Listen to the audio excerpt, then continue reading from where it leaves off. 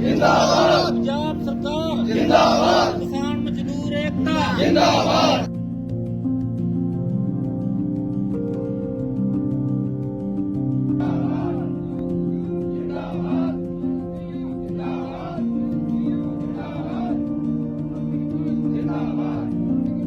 ਇਹ ਹੈਗਾ central government ਦਾ ਔਰ ਪੰਜਾਬ ਸਰਕਾਰ ਇਹਦੀ ਕਸਟੋਡੀਅਨ ਹੈ। ਪੰਜਾਬ ਦੇ ਵਿੱਚ ਕਰੀਬ ਕੋਈ 14-15 ਹਜ਼ਾਰ ਜ਼ਮੀਨ ਪੰਜਾਬ ਦੇ ਸਰਹੱਦੀ ਜਿੰਨੇ ਵੀ ਜ਼ਿਲ੍ਹੇ ਨੇ, ਜਿਹਦੇ 'ਚ ਫਾਜ਼ਿਲਕਾ ਹੋ ਗਿਆ, ਫਿਰੋਜ਼ਪੁਰ ਹੋ ਗਿਆ, ਤਰਨਤਾਰਨ ਹੋ ਗਿਆ, ਪਠਾਨਕੋਟ ਹੋ ਗਿਆ, ਅੰਮ੍ਰਿਤਸਰ ਹੋ ਗਿਆ, ਇਹ ਸਰਹੱਦੀ ਜ਼ਿਲ੍ਹਿਆਂ ਦੇ ਵਿੱਚ ਜਿਹੜੀ ਸਾਡੀ ਜ਼ਮੀਨ ਹੈਗੀ ਹੈ ਸੈਂਟਰਲ ਗਵਰਨਮੈਂਟ ਦੀ। ਔਰ ਮੇਰੇ ਕੋਲ ਜਦੋਂ ਸਰਕਾਰ ਬਣਨ ਤੋਂ ਬਾਅਦ ਕਈ ਜਥੇਬੰਦੀਆਂ ਜਿਹੜੀਆਂ ਆਈਆਂ ਸੀ ਸਾਡੇ ਕੋਲ, ਇਹਨਾਂ ਨੇ ਮੰਗ ਪੱਤਰ ਦਿੱਤੇ ਸੀ ਕਿ ਇੱਕ 2007 ਦੀ ਇੱਕ ਪਾਲਿਸੀ ਲੈ ਕੇ ਆਈ ਸੀ ਉਦੋਂ ਦੀ ਜਿਹੜੀ ਸਰਕਾਰ ਸੀ। ਉਸ ਪਾਲਿਸੀ ਨੂੰ 2015 ਦੇ ਵਿੱਚ ਆਨਰੇਬਲ ਸੁਪਰੀਮ ਕੋਰਟ ਨੇ ਨਲ ਐਂਡ ਵਾਈਡ ਕਰਤਾ ਸੀ। ਤੇ ਇਹ ਜਿਹੜੇ ਵਿਚਾਰੇ ਆਬਾਦਕਾਰ, ਜਿਹੜੇ ਵਿਚਾਰੇ ਬੇਜ਼ਮੀਨੇ ਕਿਸਾਨ ਨੇ, ਔਰ ਕਈਆਂ ਦੇ ਨਾਂ ਤੇ ਤਾਂ ਡਾਕੂਮੈਂਟਸ ਵੀ ਸੀ, ਇਹਨਾਂ ਦੇ ਨਾਂ ਤੇ ਗਰਦੌਰੀਆਂ ਵੀ ਸੀ, ਕਈਆਂ ਦੇ ਨਾਂ ਤੇ ਰੈਵਨਿਊ ਰਿਕਾਰਡ ਵੀ ਬੋਲਦਾ ਸੀਗਾ। ਤਾਂ ਪਰ supreme court the order C, Nal and wide ਕਰਤੇ ਸੀ। ਔਰ ਇਹ ਕਈਆਂ ਦੇ ਮੰਗ ਪੱਤਰ ਮੇਰੇ ਕੋਲ ਆਏ ਸੀ ਔਰ ਮੈਂ ਇਹਨਾਂ ਨੂੰ ਇਹ ਵਿਸ਼ਵਾਸ ਦਵਾਇਆ ਸੀ ਵੀ ਮੈਂ ਤੁਹਾਡੀ ਜਿਹੜੀ ਆਵਾਜ਼ ਹੈ ਜਿਹੜੀ ਸਦਨ ਦੇ ਵਿੱਚ, ਹਾਊਸ ਦੇ ਵਿੱਚ ਲੈ ਕੇ ਜਾਊਂਗਾ। ਸੋ ਸਰਕਾਰ ਦੇ ਧਿਆਨ ਦੇ ਵਿੱਚ ਹੈ, ਸਾਡੇ ਮਾਨਯੋਗ ਖੇਤੀਬਾੜੀ ਮੰਤਰੀ ਕੁਲਦੀਪ ਧਾਲੀਵਾਲ ਜੀ ਉਹਨਾਂ ਦੇ ਧਿਆਨ ਦੇ ਵਿੱਚ ਹੈ। ਔਰ ਉਹ ਦਿਨ ਮੈਨੂੰ ਜਦੋਂ ਸਮਾਂ ਮਿਲਿਆ ਵਿਧਾਨ ਸਭਾ ਦੇ ਵਿੱਚ ਬੋਲਣ ਦਾ, ਤਾਂ ਮੈਂ ਇਹ ਜਿਹੜੇ ਬੇਜ਼ਮੀਨੇ ਕਿਸਾਨ ਨੇ ਔਰ ਜਿਹੜੇ ਪਹਿਲਾਂ ਕਾਸ਼ਤ ਕਰਦੇ ਰਹੇ ਨੇ, ਜਿਹੜੇ ਬਾਤ ਕਰਨੇ, ਮੈਂ ਇਹਨਾਂ ਦੇ ਹੱਕ ਦੇ ਵਿੱਚ ਇਹ ਗੱਲ ਕੀਤੀ ਕਿ ਪੰਜਾਬ ਸਰਕਾਰ ਕਸਟੋਡੀਅਨ ਹੈ ਤੇ ਸਾਨੂੰ ਇੱਕ ਇੱਦਾਂ ਦੀ ਸਰਕਾਰ ਨੂੰ ਪਾਲਿਸੀ ਬਣਾਉਣੀ ਚਾਹੀਦੀ ਹੈ ਕਿ ਇਹ ਜਿਹੜੇ ਬੇਜ਼ਮੀਨੇ ਕਿਸਾਨ ਨੇ ਇਹਨਾਂ ਨੂੰ ਜ਼ਮੀਨ ਮਿਲ ਜਾਏ, ਇਹਨਾਂ ਦੀ ਰੋਜੀ ਰੋਟੀ ਚੱਲ ਜਾਏ।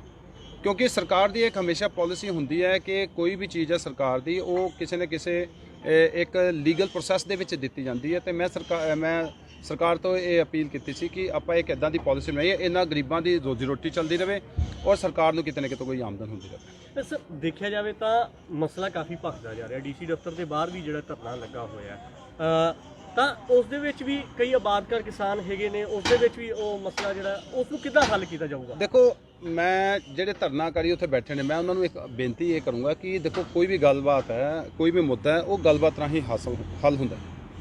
ਜੇ ਇੱਕ ਗੱਲ ਤੇ ਅੜੇ ਨੇ ਵੀ ਖੇਤੀਬਾੜੀ ਮੰਤਰੀ ਧਾਲੀਵਾਲ ਸਾਹਿਬ ਕਹਿ ਕੇ ਗਏ ਸੀ ਅਸੀਂ ਤੁਹਾਨੂੰ ਜ਼ਮੀਨਾਂ ਦੇਵਾਂਗੇ, ਜੇ ਮੰਤਰੀ ਸਾਹਿਬ ਕੋਈ ਗੱਲ ਕਹਿ ਕੇ ਗਏ ਨੇ ਤੇ ਉਹ ਕਿਸੇ ਪਾਲਿਸੀ ਅਧੀਨ ਹੀ ਦਿੱਤੀ ਜਾਣੀ ਹੈ ਨਾ ਜੀ।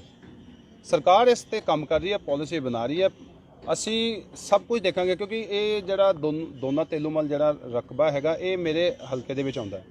ਅਸੀਂ ਇਨਵਾਈਟ ਕਰਾਂਗੇ ਜ਼ਰੂਰਤਮੰਦ ਨੂੰ, ਜਿਹੜੇ ਬੇਜ਼ਮੀਨੇ ਨੇ, ਜਿਨ੍ਹਾਂ ਨੇ ਕਾਸ਼ਤ ਕਰਕੇ ਆਬਾਦ ਕੀਤੀ ਹੈ, ਅਸੀਂ ਉਹਨਾਂ ਦਾ ਵੀ ਪੱਖ ਸੁਣਾਂਗੇ ਔਰ ਇੱਕ ਪਾਲਿਸੀ ਬਣਾ ਕੇ, ਇੱਕ ਜਿਹੜਾ ਹੈਗਾ ਸਾਰਾ ਇੱਕ ਕਲੈਕਟਿਵਲੀ ਰਿਪੋਰਟ ਬਣਾ ਕੇ, ਡੀਸੀ ਸਾਹਿਬ ਹੋਣਗੇ, ਅਸੀਂ ਰੈਵਨਿਊ ਆਫੀਸਰਸ ਹੋਣਗੇ, ਉਹ ਬਣਾ ਕੇ ਅਸੀਂ ਸਰਕਾਰ ਨੂੰ ਦੇਵਾਂਗੇ ਜੋ ਸਰਕਾਰ ਫੈਸਲਾ ਲੈ ਕੇ ਆਉਂਦੀ ਹੈ। ਠੀਕ ਹੈ। ਜਿਹੜਾ ਡੀਸੀ ਦਫ਼ਤਰ ਮੋਰਚਾ ਲੱਗਿਆ ਹੋਇਆ, ਉਹਨੂੰ ਉਠਾਉਣ ਲਈ ਜਾਂ ਉਹਨਾਂ ਨਾਲ ਗੱਲ ਕਰਨ ਲਈ ਕਿ ਇੱਕ ਸਾਂਝੀ ਮੀਟਿੰਗ ਕੋਈ ਕੀਤੀ ਨਹੀਂ ਜਾ ਸਕਦੀ ਵੀ ਦੋਨੇ ਧਿਰ ਆਏ ਵੀ ਤੇ ਉਹ ਵੀ ਬਿਠਾ ਕੇ ਇਹਨਾਂ ਨੂੰ ਸਮਝਾਇਆ ਜਾ ਸਕੇ ਜੀ? ਦੇਖੋ ਜੀ, ਇੱਦਾਂ ਹੈ ਕਿ ਜਿਹੜਾ ਉਹਨਾਂ ਨੇ ਧਰਨਾ ਲਾਇਆ, ਹਲੇ ਤੱਕ ਮੈਂ ਉਹਨਾਂ ਨੂੰ ਕਈ ਮੈਸੇਜ ਭੇਜੇ ਸੀਗੇ ਕਿ ਉਹ ਵੀ ਆਪਾਂ ਇਹ ਬੈਠ ਕੇ ਗੱਲ ਕਰ ਲੈਂਦੇ ਹਾਂ। ਔਰ ਜਿਸ ਦਿਨ ਇਹਨਾਂ ਨੇ ਧਰਨਾ ਲਾਉਣਾ ਸੀ, ਉਸ ਦਿਨ ਵੀ ਮੈਂ ਚੰਡੀਗੜ੍ਹ ਇੱਕ ਮੀਟਿੰਗ 'ਚ ਸੀਗਾ। 14 ਫਰਵਰੀ ਸ਼ਾਇਦ ਇਹ ਡੇਟ ਸੀ ਮੇਰੇ ਖਿਆਲ, ਤੇ ਉਦੋਂ ਵੀ ਮੈਂ ਇਹਨਾਂ ਦੇ ਕਈ ਬੰਦਿਆਂ ਨਾਲ ਫੋਨ ਤੇ ਗੱਲ ਕੀਤੀ। ਮੈਂ ਕਿਹਾ ਵੀ ਆਪਾਂ ਜਿਹੜਾ ਤੁਸੀਂ ਧਰਨਾ ਲਾਉਣਾ, ਆਪਾਂ ਬੈਠ ਕੇ ਵੇਟ ਕਰੋ, ਥੋੜ੍ਹਾ ਜਿਹਾ ਸਮਾਂ ਦਿਓ, ਸਰਕਾਰ ਇਸ ਮੁੱਦੇ ਤੇ ਦੇਖ ਰਹੀ ਹੈ। ਪਰ ਇਹ ਕਹਿੰਦੇ ਨਹੀਂ ਜੀ, ਸਾਨੂੰ ਤਾਂ ਡੱਲੇਵਾਲ ਸਾਹਿਬ ਦਾ ਹੁਕਮ ਹੈ ਤੇ ਅਸੀਂ ਤਾਂ ਧਰਨਾ ਲਾਉਣਾ ਹੀ ਲਾਉਣਾ। ਮੈਂ ਕਿਹਾ ਵੀ ਡੱਲੇਵਾਲ ਸਾਹਿਬ ਚਲੋ ਪੰਜਾਬ ਪ੍ਰਧਾਨ ਨੇ, ਤੇ ਡੱਲੇਵਾਲ ਸਾਹਿਬ ਨੂੰ ਵੀ ਅਸੀਂ ਇਨਵਾਈਟ ਕਰਦੇ ਹਾਂ, ਅਸੀਂ ਗੱਲ ਕਰਦੇ ਹਾਂ। ਡੱਲੇਵਾਲ ਸਾਹਿਬ ਉਦੋਂ ਭੁੱਖ ਹੜਤਾਲ ਤੇ ਮਰਨ ਵਰਤ ਤੇ ਬੈਠੇ ਸੀ, ਤੇ ਸਾਡੇ ਮਿਨਿਸਟਰ ਸਾਹਿਬ ਜੇ ਉਹਨਾਂ ਨੂੰ ਕੋਈ ਗੱਲ ਕਹਿ ਕੇ ਗਏ, ਔਨ ਦਾ ਰਿਕਾਰਡ ਕਹਿ ਕੇ ਗਏ, ਮੀਡੀਆ ਦੇ ਸਾਹਮਣੇ ਕਹਿ ਕੇ ਗਏ ਆ, ਉਹਨਾਂ ਦੀ ਸਟੇਟਮੈਂਟ ਪਬਲਿਸ਼ ਹੋਈ ਹੈ। ਤੇ ਇੱਕ ਮਿਨਿਸਟਰ ਸਾਹਿਬ ਦੀ ਕਹੀ ਹੋਈ ਸ਼ਬਦ ਇੱਕ ਸਰਕਾਰ ਦਾ ਸ਼ਬਦ ਹੁੰਦਾ, ਲੇਕਿਨ ਸਰਕਾਰ ਨੇ ਕੋਈ ਵੀ ਕੰਮ ਫੈਸਲਾ ਲੈਣਾ ਇੱਕ ਕੈਬਨਿਟ ਦੇ ਵਿੱਚ ਡਿਸਕਸ ਹੁੰਦਾ, ਉਹਦੇ ਤੇ ਕੋਈ ਪਾਲਿਸੀ ਬਣਦੀ ਹੈਗੀ, ਤੇ ਪਾਲਿਸੀ ਮੈਟਰ ਹੈ। ਤੇ ਕੀ ਨਾਮ ਹੈ ਤੁਹਾਡਾ? ਮੇਰਾ ਨਾਮ ਪਿਆਰਾ ਸਿੰਘ ਜੀ, ਨੰਬਰਦਾਰ। ਕੀ ਕਹਿਣਾ ਚਾਹੁੰਦੇ ਹੋ? ਅਸੀਂ ਜੀ ਇਹ ਕਹਿਣਾ ਚਾਹੁੰਦੇ ਹਾਂ ਜੀ, ਜਿਹੜੇ ਇਹ ਲੋਕ ਬੈਠੇ ਨੇ ਨਾ, ਇਹ ਬਾਹਰੋਂ ਆ ਕੇ ਪੈਲੀ ਮਾਲਕੀਆਂ ਖਰੀਦ ਕੇ ਨਾ, ਤੇ ਜਿਹੜੀ ਸਰਕਾਰੀ ਪੈਲੀ ਉਹਨੂੰ ਅਡੱਪ ਕਰਨ ਚਾਹੁੰਦੇ ਨੇ। ਇਹ ਕਹਿੰਦੇ ਨੇ ਵੀ ਇਹ ਜੀ ਅੱਗੇ ਨਹੀਂ ਜਾ ਰਹੇ, ਸਾਡੀ ਕੋਲ ਪੈਲੀ, ਗਰੀਬਾਂ ਕੋਲ ਪੈਲੀ ਨਹੀਂ ਹੀ ਮਾਲਕੀ, ਅਸੀਂ ਕਿਵੇਂ ਅੱਗੇ ਜਾਂਦੇ, ਸਾਡੇ ਘਾਟ ਨਹੀਂ ਬਣੇ ਬਈ। ਇਹ ਲੋਕਾਂ ਨੇ ਪੈਲੀ, ਕਿਸੇ ਨੇ 2 ਕਿੱਲੇ ਖਰੀਦੀ, ਕਿਸੇ 5, ਕਿਸੇ ਨੇ 10, ਕਿਸੇ 20, ਕਿਵੇਂ ਉਹਨਾਂ ਦੀ ਪ੍ਰੋਬਲਟੀ ਹੈਗੀ ਸੀ।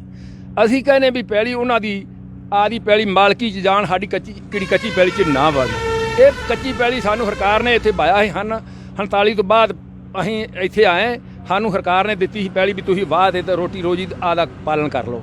ਅੱਜ ਹੁਣ ਇਹ ਕਿਹੜੇ ਨੇ ਉੱਤੋਂ ਆ ਕੇ ਇਹ ਪਹਿਲਾ ਦਰਿਆ ਲੈ ਗਿਆ, ਉਦੋਂ ਬਾਅਦ ਇਹ ਤਾਰ ਲਾ ਗਈ, ਉਦੋਂ ਬਾਅਦ ਇਹ ਹੁਣ ਆ ਤੇ ਕੱਤ ਖੋਤਨ ਵੀ ਸਾਨੂੰ ਚਾਹੀਦੀ ਪੈਲੀ। ਕਿਉਂ ਕਿਹੜੇ ਗਰੀਬ ਨੇ ਅੱਜ ਉਹ ਦਿਹਾੜੀ ਕਰਕੇ ਰੋਟੀ ਖਾ ਰਹੇ ਨੇ, ਉਹ ਕਿੱਧਰ ਜਾਣ? ਅਸੀਂ ਕਹਿੰਦੇ ਹਾਂ ਵੀ ਇਹ ਲੋਕਾਂ ਨੂੰ ਬਿਲਕੁਲ ਨਹੀਂ। ਹਾਂ, ਕਿਹੜੇ ਗਰੀਬ ਲੋਕ ਨੇ ਆ ਸਾਡੇ ਨਾਲ ਕੋਈ 2-2 ਕਿੱਲੇ ਆਉਂਦੀ ਉਹ ਵੀ ਲੈਣ, ਅਸੀਂ ਵੀ ਲੈਨੇ। ਜਿਵੇਂ ਸਾਨੂੰ ਸਰਕਾਰ ਨੇ ਪਾਲਿਸੀ ਬਣਾਈ ਕਿਸ ਤਰੀਕੇ ਨਾਲ ਸਾਨੂੰ ਦੇਵੇ, ਕਿਵੇਂ ਵੀ ਅਸੀਂ ਉਵੇਂ ਲੈਣ ਨੂੰ ਤਿਆਰ ਹੈ।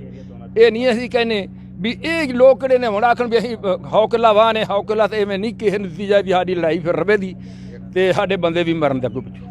ਅੱਛਾ, ਤੁਹਾਡੇ ਕੋਲ ਕੋਈ ਹੈਗੇ ਆ ਸਬੂਤ ਕਿ ਤੁਸੀਂ ਉਹਨਾਂ ਨੂੰ ਵਾਅਦਾ ਕੀਤਾ? ਹਾਂਜੀ, ਸਾਡੇ ਕੋਲ ਕਾਪੀਆਂ ਆਈਆਂ ਅਸੀਂ ਕਿਹੜੀਆਂ ਅਸੀਂ ਇੱਥੇ ਪਹਿਲਾਂ ਆ ਤੇ ਸਾਨੂੰ ਇਸਤੇਮਾਲ ਦੀਆਂ ਉਹ ਵੀ ਕਾਪੀਆਂ ਆਈਆਂ ਨੇ, ਸਾਡੇ ਗਰਦੋਰੀਆਂ ਵੀ ਆਈਆਂ ਨੇ 70-72 ਦੀਆਂ।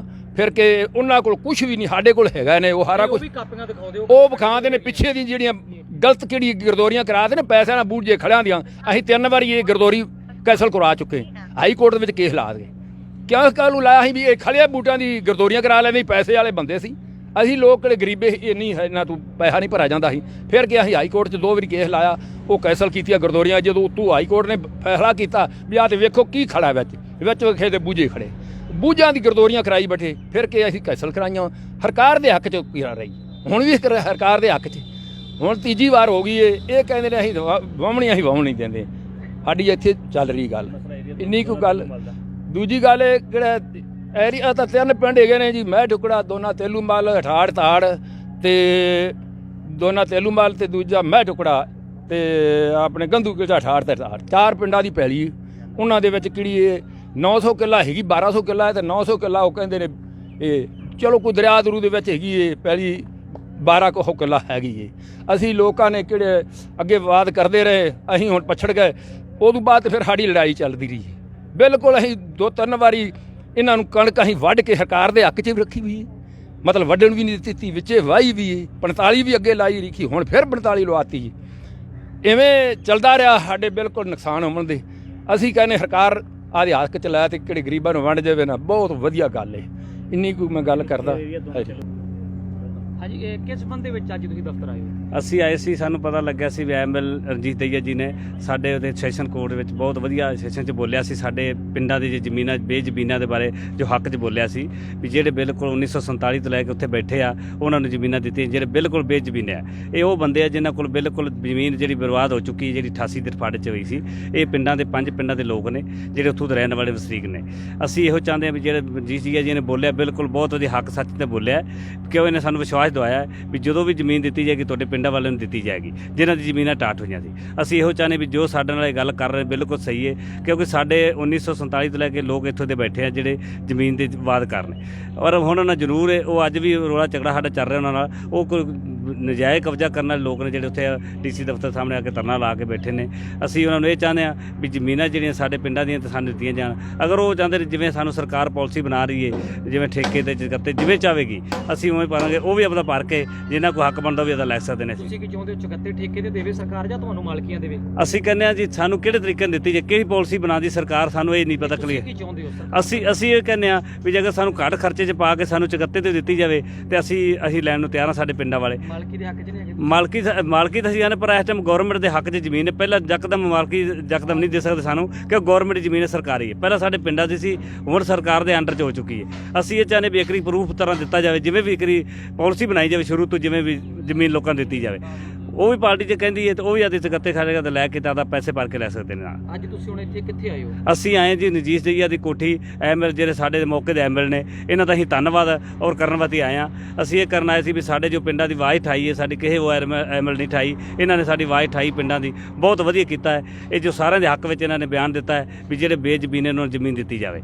ਅਸੀਂ ਚਾਹੁੰਦੇ ਹਾਂ ਵੀ ਜੋ ਇਹ ਕਹਿ ਰਹੇ ਨੇ ਬਿਲਕੁਲ ਸਹੀ ਨੇ। ਅਸੀਂ ਇਹਦਾ ਬਹੁਤ ਧੰਨਵਾਦ ਕਰਦੇ ਹਾਂ ਰਣਜੀਤ ਦਈਆ ਜੀ ਦਾ, ਜਿਨ੍ਹਾਂ ਨੇ ਇਹਨਾਂ ਮੁੱਦੇ 'ਚ ਆਵਾਜ਼ ਸੈਸ਼ਨ 'ਚ ਰੱਖੀ ਹੈ। ਬਹੁਤ ਵਧੀਆ ਆਵਾਜ਼ ਜੀ। ਤੇ ਅਸੀਂ ਇਹ ਚਾਹੁੰਦੇ ਹਾਂ ਵੀ ਸਾਡੇ ਪਿੰਡਾਂ ਨੂੰ ਜ਼ਮੀਨਾਂ ਜਿਹੜੀਆਂ ਦਿੱਤੀਆਂ, ਜਿਹੜੇ ਉਹ ਡੀਸੀ ਦਫ਼ਤਰ ਅੱਗੇ ਧਰਨਾ ਲਾਉਂਦੇ, ਕੁਝ ਵੀ ਧਰਨੇ ਲਾਉਣ ਵਾਲੇ, ਅਸੀਂ ਕਹਿੰਦੇ ਬੈਠ ਕੇ ਜੋ ਵੀ ਕਲੀਅਰ ਹੁੰਦਾ ਹੈ ਉਹ ਸਾਨੂੰ ਸਾਰਿਆਂ ਨੂੰ ਹੱਕ ਮਿਲਣਾ ਚਾਹੀਦਾ ਹੈ।